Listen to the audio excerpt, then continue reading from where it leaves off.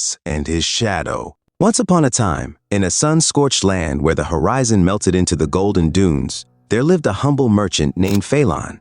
Phelan was known throughout the region as a man of wit and wisdom, but also as one who prized practicality over poetry.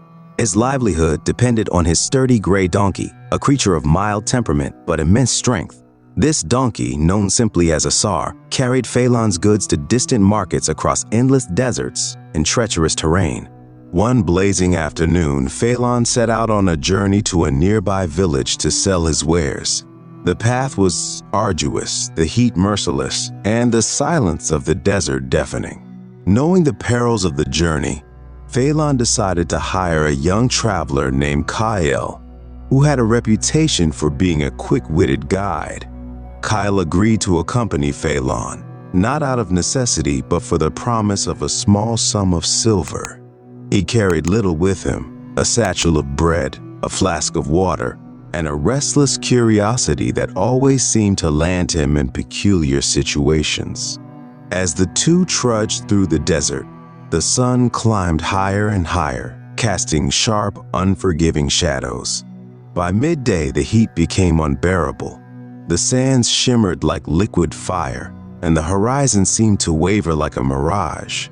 Phelan, Kyle, and Asar all began to feel the weight of the sun's wrath. Spotting a large rock formation in the distance, Phelan suggested they rest in its shade. However, as they approached, they found the shadow of the rock disappointingly narrow, barely enough to shield one person. Disheartened but determined, they decided to make the best of their situation. Phelan tied Asar to a nearby shrub, and the two men took turns sitting in the meager shade, each trying to conserve energy for the journey ahead. But as the sun shifted, so did the shadows. Phelan soon noticed something peculiar. Asar's shadow, cast by the blazing sun, was far larger than the shadow of the rock. The donkey stood still, his bulk creating a patch of shade that seemed almost inviting. "I have an idea," said Kyle, his eyes sparkling with mischief. "Why don't we sit in Asar's shadow instead? It's wider and moves with the sun." Phelan, always pragmatic, nodded in agreement. "A wise suggestion, Kyle.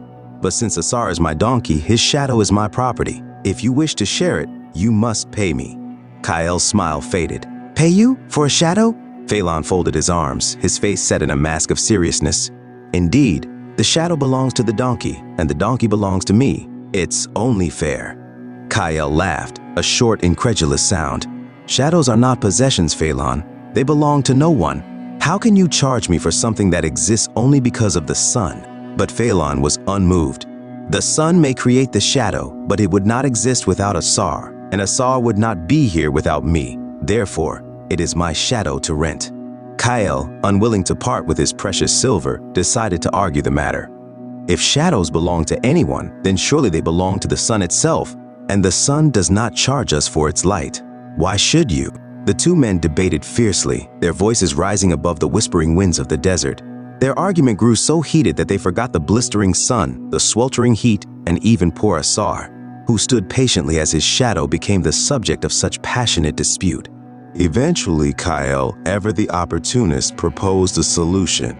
"If you truly believe the shadow is worth something, then let us let the village judge decide.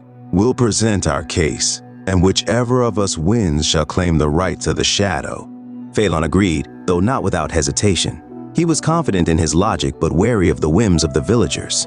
Together, they set off toward the distant village, each rehearsing their arguments as they trudged through the shifting sands. By the time they reached the village, it was nearly dusk. Word of their quarrel spread quickly, and soon a crowd gathered in the central square, eager to hear this peculiar case.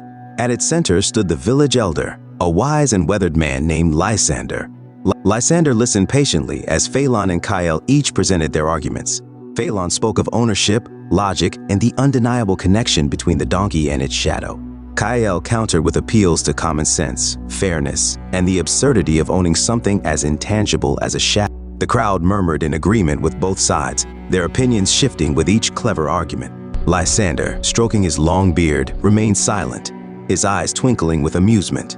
Finally, after much deliberation, Lysander raised his hand, and the crowd fell silent. "You both make compelling arguments," he said, his voice steady and measured. "But let us not forget the true purpose of this debate. Was it not born of necessity, a need for shade in the face of this unforgiving sun?" Phelan and Kyle nodded, unsure where this was leading. "Then let us consider the donkey himself," Lysander continued. "He provides the shadow, yet he has no voice in this matter. He bears the burden of your goods, endures the heat of the desert, and asks for nothing in return. Is it not the donkey who suffers most?" The crowd murmured in agreement, and Phelan felt a pang of guilt. He had indeed taken Asar's loyalty for granted. Lysander smiled kindly. "Let this be a lesson to us all. The shadow belongs to no one, just as the sun's light belongs to no one. It is a gift, fleeting and free, meant to be shared. And as for the donkey, let us honor him with a feast of fresh water and sweet hay, for he has taught us a lesson in humility." The crowd erupted in applause, and Phelan, though reluctant at first, eventually joined in. He realized the wisdom in Lysander's words and vowed to treat Asar with greater care and gratitude. As for Kyle, he couldn't resist a grin of triumph. "It seems, my friend, that shadows are indeed beyond price." The two men left the village together, their quarrel resolved. The journey back was filled with laughter and camaraderie, for they had both gained something far more valuable than silver, a newfound respect for the simple truths of life.